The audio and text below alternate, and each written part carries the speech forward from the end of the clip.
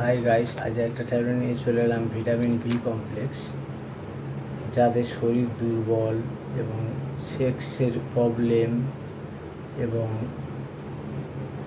নানা রকম ভিটামিন কম, রোগা হরদম খাচ্ছে তবুও শরীরে পুষ্টি হচ্ছে না, তার জন্যে ডাক্তারবাবু এই ট্যাবলেটটা দিয়ে থাকেন। অনেক সময় এটা ডেলি একটা করে দিয়ে থাকেন, আবার অনেক সময় একটা করে দিনে দুবার দিয়ে থাকেন। এটা কন্টিনিউ 1 মাস খেতে হয়।